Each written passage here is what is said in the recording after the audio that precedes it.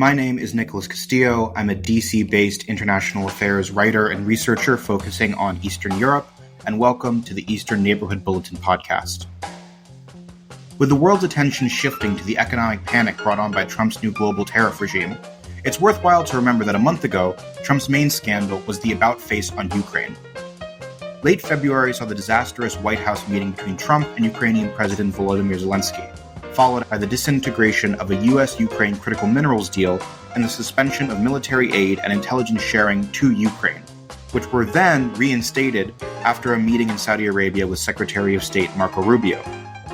The Eastern Neighborhood Bulletin doesn't focus on Russia in and of itself, but the Russo-Ukrainian war and its broader implications are undoubtedly the most important story in this region, if not globally. So, in order to get a better grip on what exactly is going on with the US, Ukraine, and Russia negotiations, I decided to speak with Anton Barbashin, the editorial director of the outlet Riddle and a great analyst of Russia, Russian politics, and the war in Ukraine. I hope you enjoy the interview. There's a lot of really important information here. Anton Barbashin is a political analyst and the editorial director of Riddle, an online publication that provides a platform for analysis of Russia and Russian issues. In addition to writing at Riddle, he's published articles at a variety of other outlets, including the Washington Post, Foreign Affairs, and more. In the past, Anton's held affiliations with institutions based in D.C., such as the Atlantic Council and the Kennan Institute. Anton Barbashin, thank you for joining us today on the Eastern Neighborhood Bulletin podcast. Hi there, it's my pleasure. So we're speaking in early April, and we're about a month out from the aftermath of the really explosive Trump-Zelensky meeting at the White House in late February. And you published an article for Riddle walking through what the Kremlin's goals and tactics are vis-a-vis Ukraine talks in the aftermath of that explosive meeting. So we're a bit more than a month on from that major event. How do you currently see the state of play for U.S.-Russia-Ukraine talks? Look, the short answer is that everything is very bad. I mean, we have not yet began actual talks, peace talks between Russia and Ukraine. I mean, the United States is essentially trying to get both sides to give a little, to start with something very minor, very small, whether it's sort of a ceasefire of energy strikes, strikes on the energy infrastructure, or a ceasefire of the Black Sea, but so far, basically none of that works. Russia wants a number of sanctions to be lifted for the Black Sea ceasefire to take hold, and the infrastructure strikes are ongoing from both sides, and actually we've seen an increase in drone attacks, missile attacks, going back and forth. Essentially, both sides blaming each other. United States, as it would seem, do not have a strategy at the moment on how to proceed. So it doesn't look good. It doesn't look good for any of the sides. We've obviously seen the whole story with this economic deal. You might say the Trumps want Ukraine, Kyiv to sign. Well, it's a neo-colonialist deal, essentially. It's very bad for Ukraine. Ukraine is not going to sign it. Moreover, there are no security guarantees there whatsoever for Ukraine. So at the moment, there's literally nothing on the table. How do you think the Kremlin views Trump? We have these, in the West, we sort of, critics of Trump will sort of depict Trump as a useful idiot for the Kremlin. But we actually saw that in the direct aftermath of Trump's election, Russian propagandists were actually a little cautious in terms of their coverage. They weren't too bombastic. But since we've seen, this big reversal on the attitude towards Ukraine and Europe, we've seen instances like Steve Witkoff, who is our primary negotiator with Russia, going on, right-wing podcasts and giving these very affectionate descriptions of Russia and Putin. And so what do you think the Kremlin's current assessment of the Trump administration is? Look, I mean, it's not the first time Russia is engaging with Trump. That was the first presidency, obviously, and we've actually seen the overall template there. And first of all, there's a lot of hope for Trump's presidency because he's obviously has been and is very different from all other American administrations. He spoke of kind of a new approach, essentially, to all the conflicts where values do not matter. democracy doesn't matter, promotional democracy doesn't matter. So it's just national interests, and in this case, he's quite open that Ukraine and Europe essentially is not really in the current national interest of the United States. So he's ready to kind of leave the region, provided there's some sort of a deal made. So obviously, there's a lot of optimism in Moscow, but at the same time, they do remember that the previous time, in 17, 18, a lot of hopes, but then nothing happened. They had a meeting with Putin. They had a few photos taken, but then essentially Trump just went back on what was previously done towards Russia since 2014. New sanctions, more sanctions, and by the end of his first term, actually Russian analysts and foreign policy commentators, they were waiting for Biden like is a new guy that might improve the situation. So now there are several layers, I would say, to how Russia views Trump. First of all, he's like a major disruptor of the Western world, transatlantic unity. So he does a lot that is of value by itself, because Russia wants to separate the United States from Europe. They want just kind of generally the values that we've considered to be essential to Western democracies to evaporate, for the West to stop promoting those values, for Europeans to fight with the United States. So basically, as much discord, as much conflicts as possible, and Trump is sort of giving that, kind of like shooting the BB gun like every day, all the time. So from that point of view, he's great. He's already great for Russia. When it comes to kind of Russia-U.S. relations, Russia hopes by basically saying he's a genius, and you're repeating that everywhere on all the formats, and I'm pretty sure on all the kind of Russian visits to the United States, talks with U.S. representatives, they keep repeating the message that Putin values Trump. He thinks he's amazing. So they want to appeal to who Trump is to get something done. With regards to Ukraine, there's a lot of skepticism, basically because, as it turns out, Trump does not have all the cards. He cannot influence what the European Union would do. He cannot make Kiev just surrender.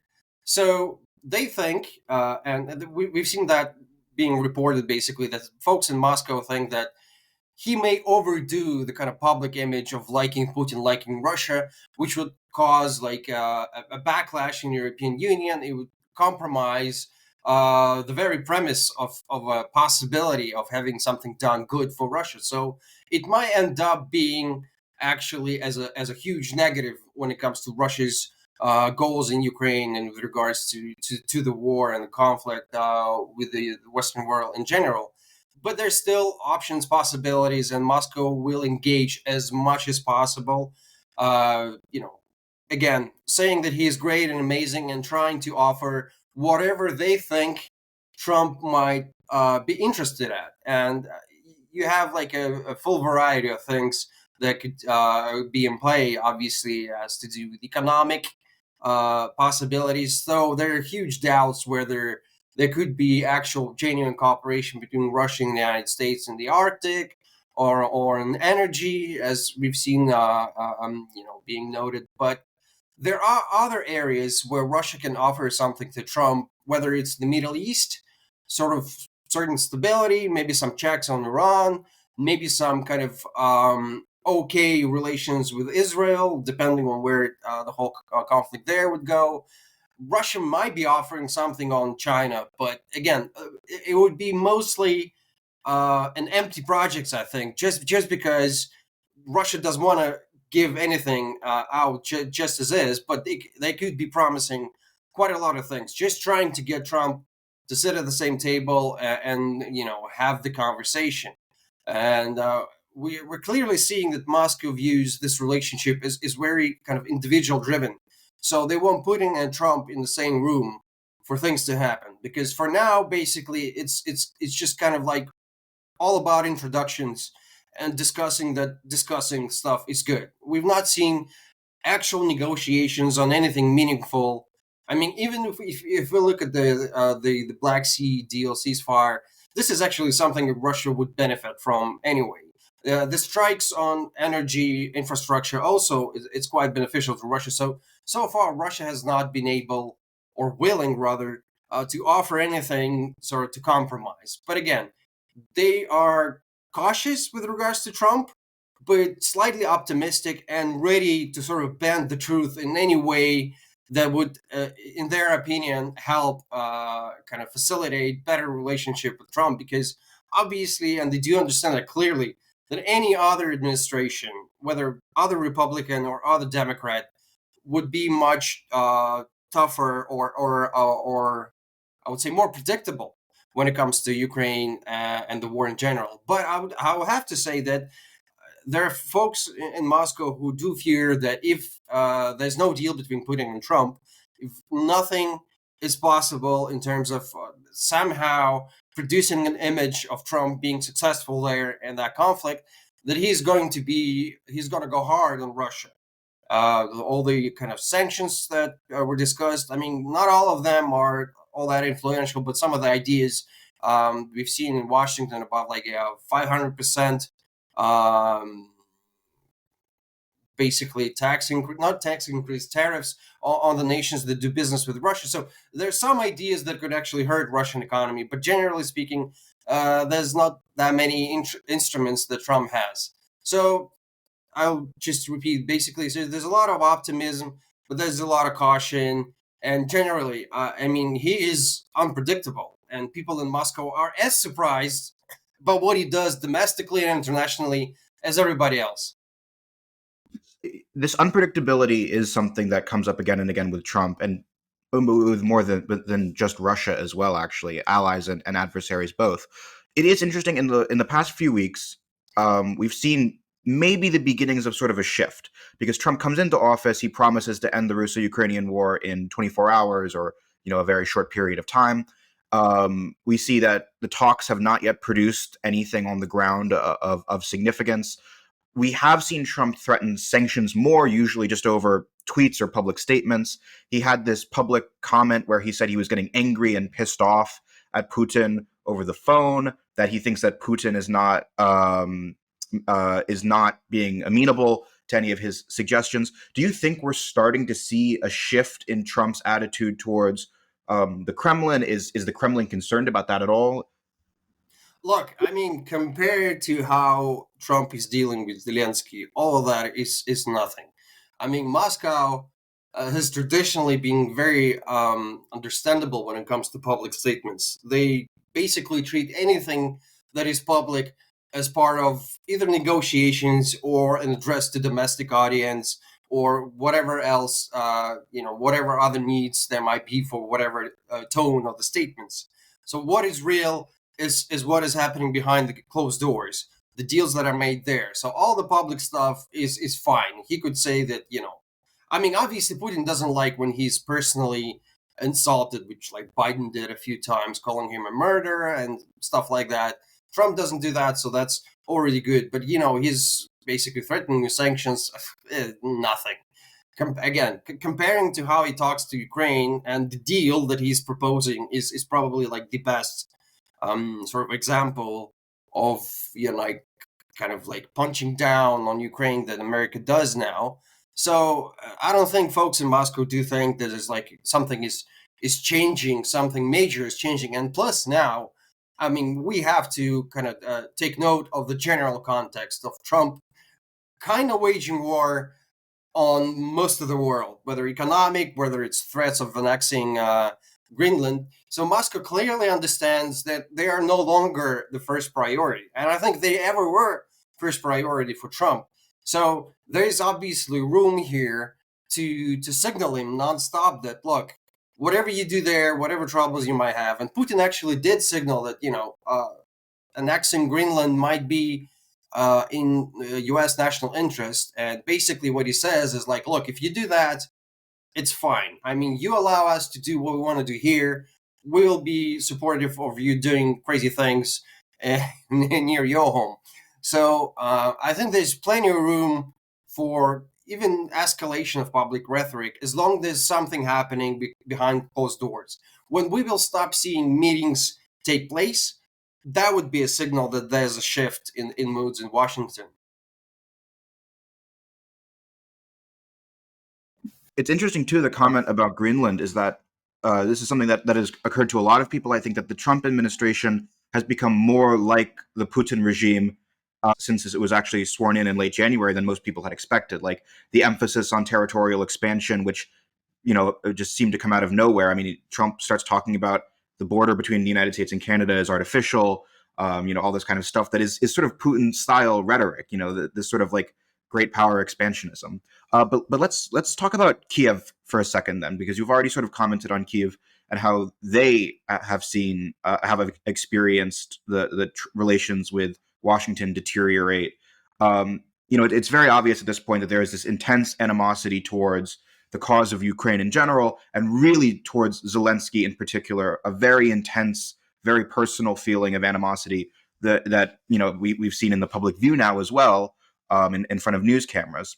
So, how do you think the Ukrainians are interpreting relations with the United States? Do they? You already commented upon the fact that the mineral deal, as Trump had offered it, did seem very colonial, exploitatory. It was a non-starter. Do you think there's any room for recovery in this relationship? Do the Ukrainians even want to put any effort towards that? It seemed like Rubio has tried to move the needle a little bit. The talks in, I think, Jeddah in Saudi Arabia actually did see a little more sort of a attempted convergence between Kiev and Washington's position. How do you think the Ukrainians see Trump and the potential for workable relations with the U.S. at this point? Look, there have been a lot of people who basically hoped to interpret Trump's action as a reflection of some sort of strategy or a tactic that kind of employs this very creative public diplomacy approach. But there's obviously a fear now that whatever Rubio says, whatever other people say around him, is their comments. And it's not a reflection of a US strategy. And it's basically only Trump who actually formulates the strategy. And he might kind of bend one way or another. I think Kiev, at the moment, is trying to explore as many options as they can with regards to the increase of support by the European Union, individual European Union members, individual NATO members, essentially. Obviously, there's a fear that Putin and Trump will strike a deal, but clearly, whatever the deal might be, Kiev will not accept the deal because we have seen time and time again Moscow reiterating very kind of maximalist, very hard positions. 4 territories plus Crimea, no NATO, amending the constitution, few other things, and they're not willing to give up. And the way they interpret sort of Trump's eagerness to engage Kiev in such a harsh way that they could maintain their hard positions and either get something or just resume the war and fight Kiev without the support that Biden previously provided. So I think one of the key questions now is when Trump gets tired and none of that happens, whether he will allow the United States to provide support for Kiev that the European Union will be paying for. I think that's the best outcome for Kiev. Just getting whatever the United States could produce militarily to be paid by the Europeans. Yeah, I think most people do believe that it is basically impossible for any more significant financial or military aid to be doled out by the Congress, which would then have to be approved by Trump. Do you think information sharing is the kind of sort of low cost thing that could keep going? I don't know how into the weeds you want to get on this, but there are certain ways in which the U.S. could continue at low cost to assist Ukraine, whether that's through sanctions enforcement or information sharing, even if it's not big budget military assistance. No. There are plenty of things the United States could do hypothetically to help Kiev. Obviously, sanctions, introducing more sanctions against Russian capacity, basically making, as I think was the initial goal of the sanctions, making the war cost more. Because obviously sanctions cannot change the way that Putin acts. They do not change the logic of decision making in Russia. But the United States could theoretically lower the price of oil. Well, that is happening now, but not intentionally. Secondary sanctions, basically targeting the nations that help Russia avoid sanctions, or the nations that Russia do business with now instead of European Union. So that could be done. Obviously, information sharing, some of the things in cyber, they do not cost a lot. And I don't know what the internal discussion in Washington about that is. But I mean, if money is the issue, there are plenty of things that could be done that do not cost a lot, but would obviously help Kiev. And again, but European Union has the money, and probably they will be able to allocate more.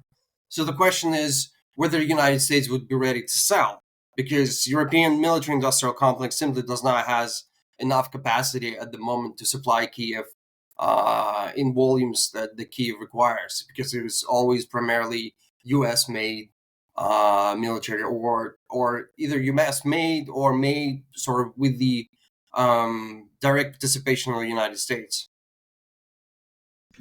And the Europeans have been trying to build out their military industrial base in the last 2 or 3 years, but there's still. I was doing reading about this in Radio Free Europe had a big expose recently on how the European Union is actually struggling to build up certain capacities, including artillery production, which is an important part of the Russo-Ukrainian war, and other issues like that.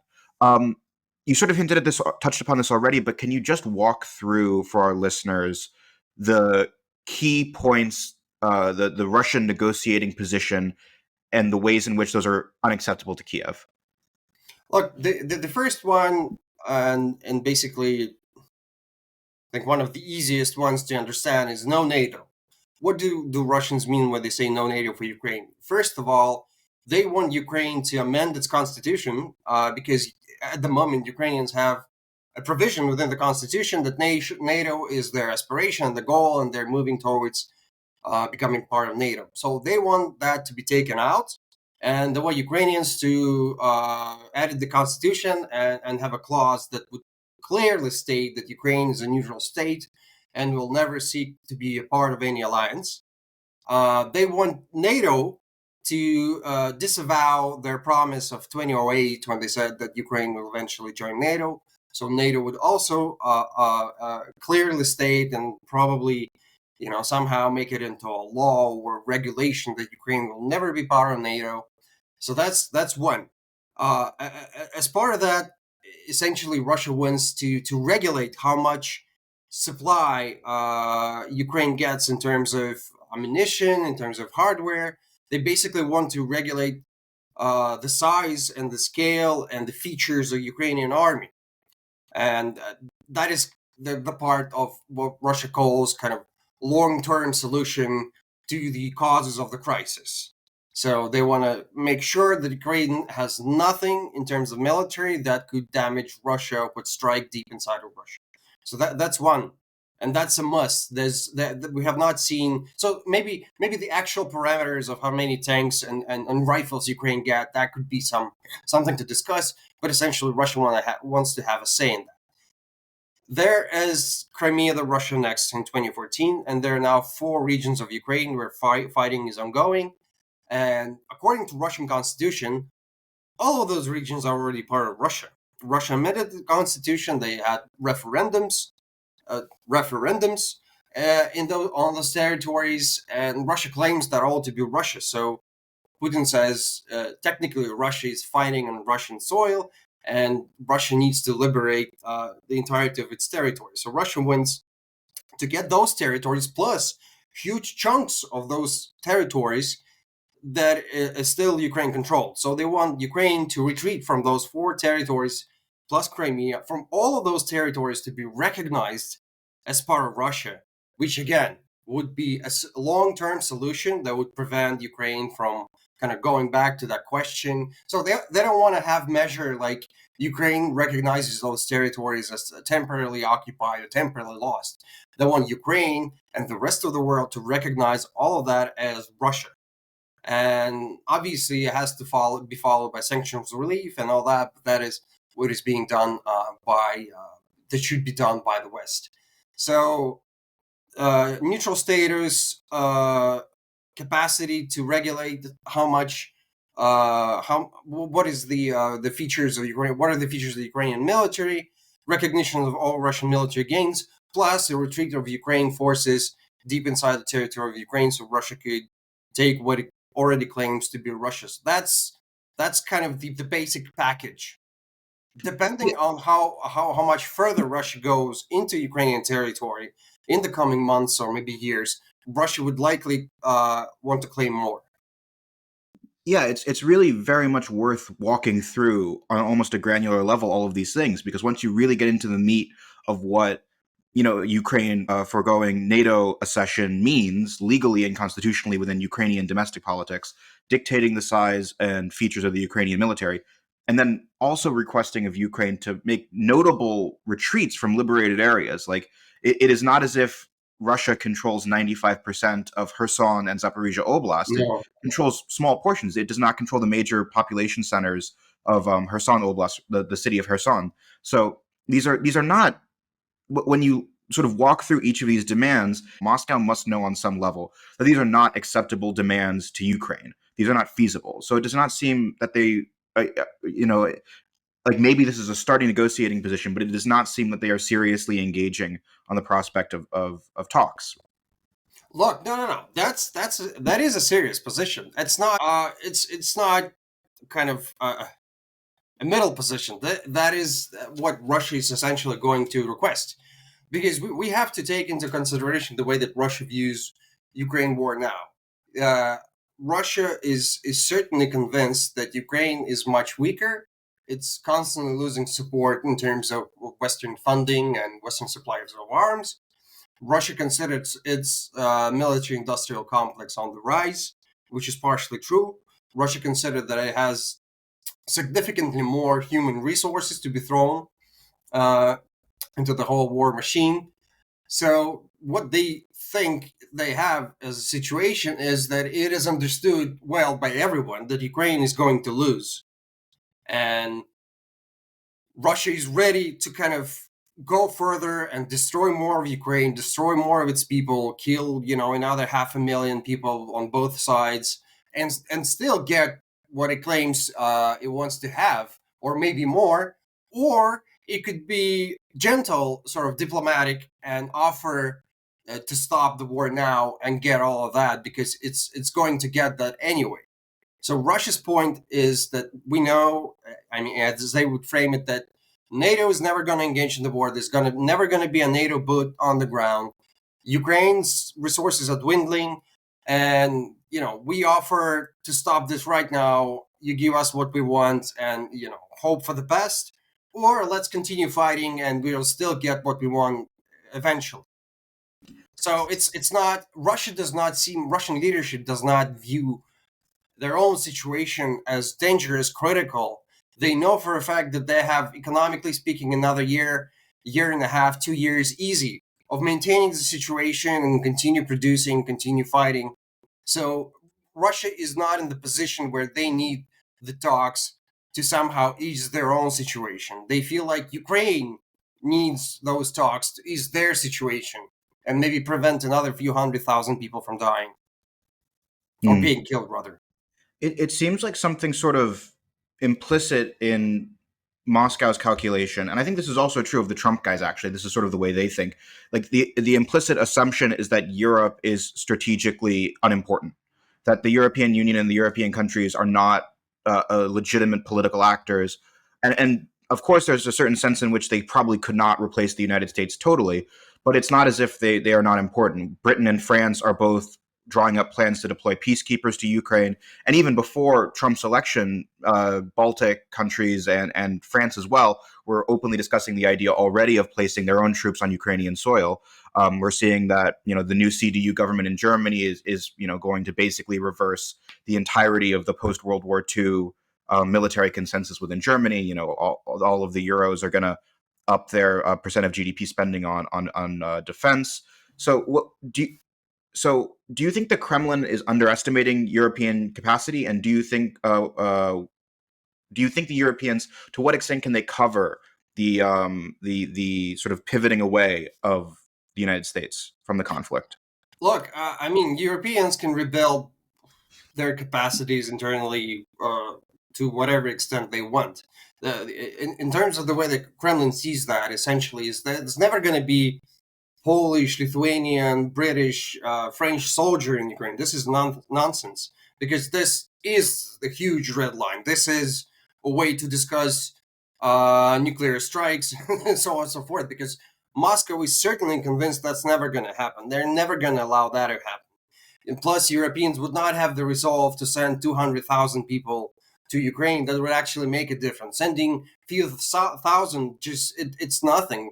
I mean, even North Korea sent 10,000 people to Ukraine. It made some small difference, but obviously the French and Poles, they would not be willing to waste their people like that.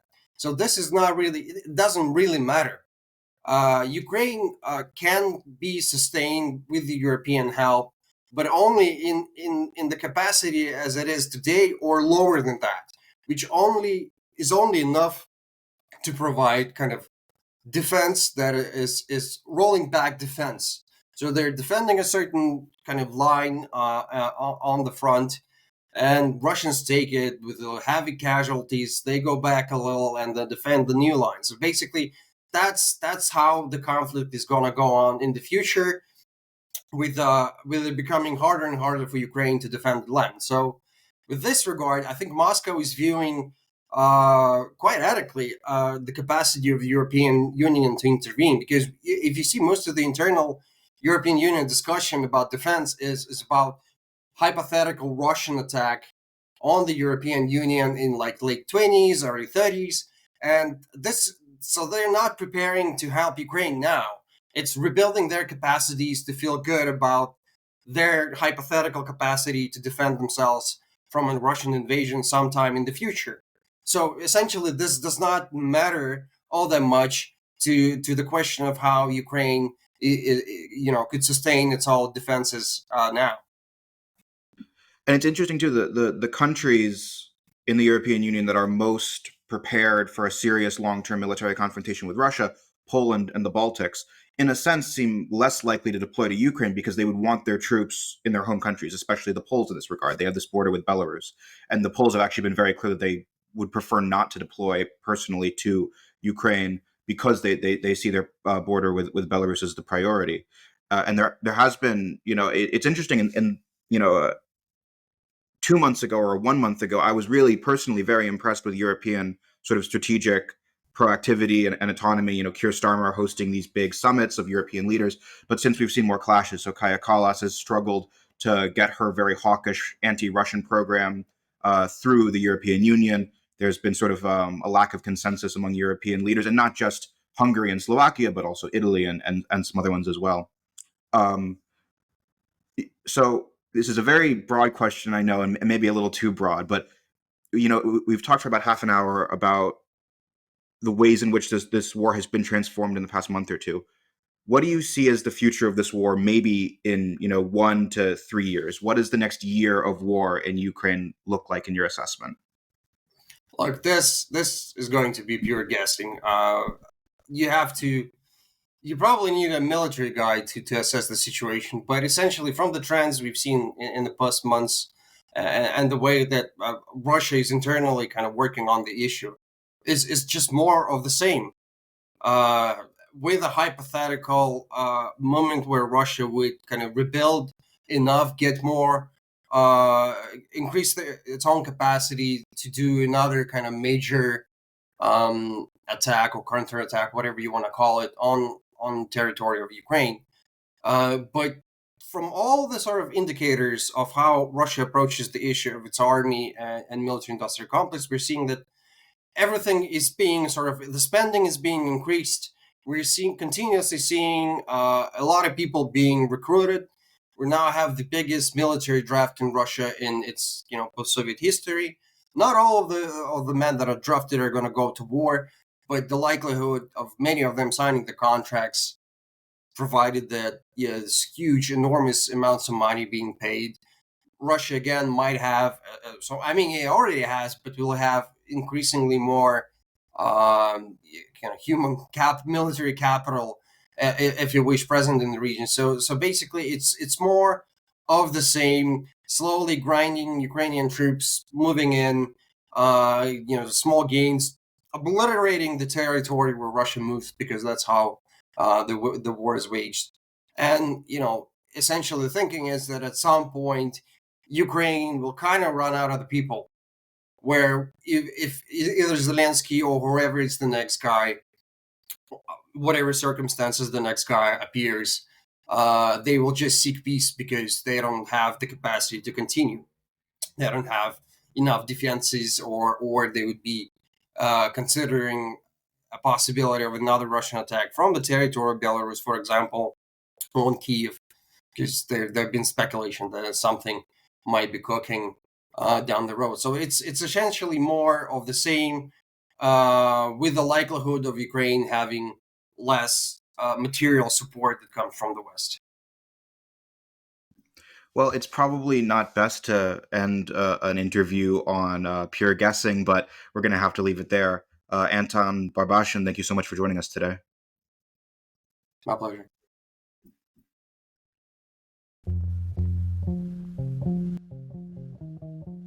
That's all for this edition of the Eastern Neighborhood Bulletin podcast. Much thanks to Anton Barbashin of Riddle for joining us today. I've linked Riddle's webpage in the show notes below, and I recommend checking out their work. For E&B subscribers, be sure to look out for this Thursday's newsletter. Additionally, I'm working on an essay now walking through Georgian Dream's international outreach, which I'm looking to get out sometime next week. Eastern Neighborhood Bulletin's audience is growing. This is only month 4 of this page, and we are now at a majority of readers no longer being personal friends of mine. So, if you like what I do here, please recommend Eastern Neighborhood Bulletin to anyone you know who's interested in Eastern Europe and follows the region. Thanks for listening, and I hope you join us next time.